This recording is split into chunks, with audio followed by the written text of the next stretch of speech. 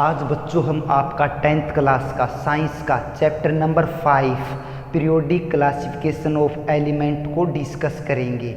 इसके अंदर जो आपके मेन टॉपिक है बेटा उनको हम डिस्कस करेंगे। फर्स्ट आपका बेटा डोबेराइनर ट्राइड्स, डोबेराइनर ट्राइड्स।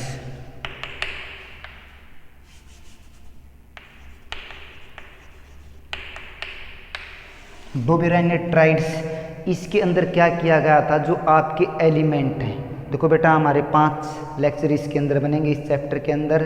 जो क्लासिफिकेशन है एलिमेंटों की, एलिमेंटों को क्लासीफाई किया गया था किसके आधार पर, ट्राइड्स के रूल पर। जो डोबेराइनर साइंटिस्ट थे उसके टाइम पर 1817 के अंदर 30 एलिमेंट थे। उनको इस तरह अरेंज किया फ्रेम के अंदर, जो मिडल वाला एलिमेंट था उसका जो एटॉमिक मास था, एवरेज एटॉमिक मास था अदर 2 एलिमेंट का। पहले हम यहाँ पर लेते हैं बेटा एग्जाम्पल,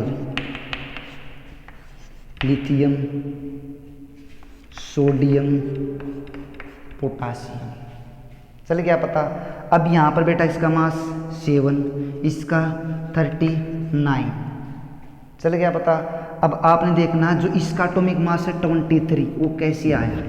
तो यहाँ पर देखें उन्होंने क्या बताया था, जो मिडल वाला एलिमेंट है जो उसका एटॉमिक मास है अदर 2 का, मान लो आपका लिथियम का 7 है और पोटासियम का 39 है, इन दोनों का एवरेज, तो ये 7 और 39 46 डिवाइड में 2 23।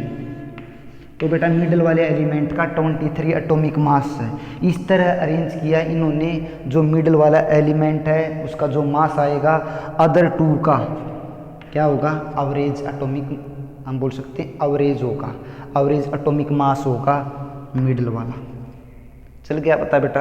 अब इसी के साथ हम इसकी डेफिनेशन बना देते हैं बेटा।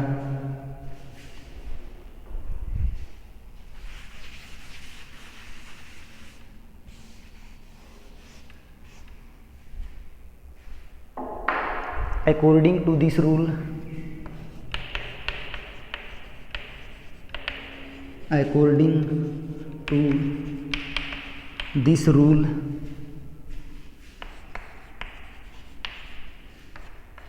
enterids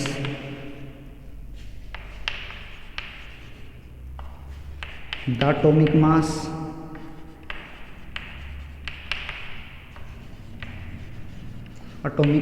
of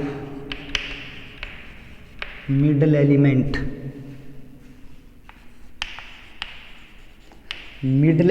का atomic mass is nearly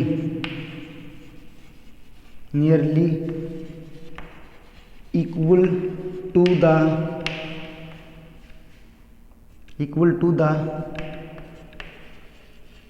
average atomic mass of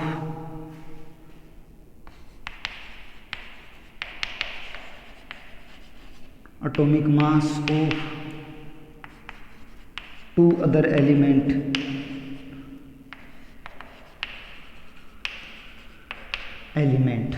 जो आपके मिडल वाला एलिमेंट है सोडियम, इसका जो एटॉमिक मास है यह एवरेज एटॉमिक मास है अदर 2 एलिमेंट का, किसका, लिथियम का और पोटासियम का। क्या बेटा, ये आपका एवरेज एटॉमिक मास है 23। ये आपको निकाल के भी दिखाया था आपको सबसे पहले हमने।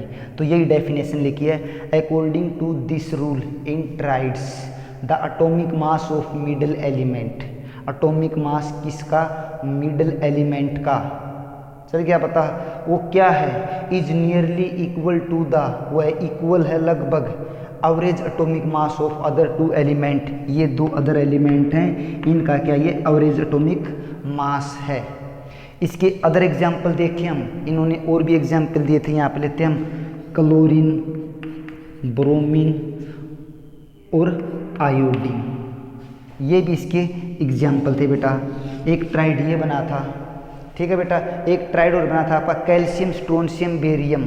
क्या था बेटा, एक और कैल्शियम, स्ट्रोंशियम, बेरियम। ये 3 ट्राइड बने थे अच्छे से बेटा।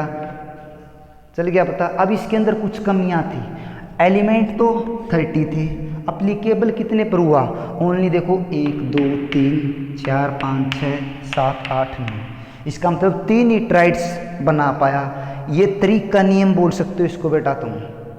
चल गया। अब इसकी हम लिमिटेशन देखते हैं।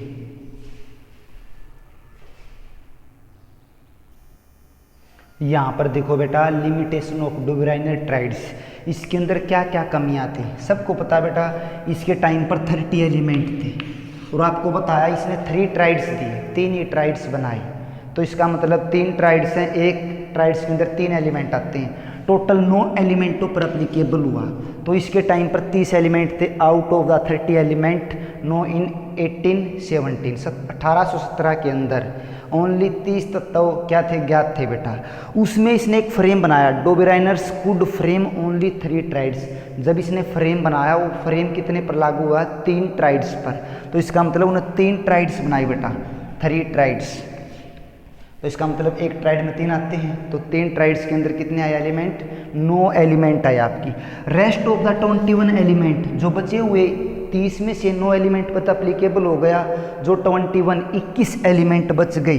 Rest of the 21 element could not be arranged in triads, इस ट्राइड्स के अंदर 21 एलिमेंट को अरेंज नहीं कर पाया, ये इसकी सबसे बड़ी कमी थी। इस कमी को दूर किया जो नेक्स्ट साइंटिस्ट तुम्हारे न्यूलैंड्स ने आपका न्यूलैंड्स ऑक्टेव्स का कोई रूल दिया, ये आपका सेकंड पार्ट के अंदर हम डिस्कस करेंगे। इसी के साथ आपका पार्ट 1 यहीं पर समाप्त होता है।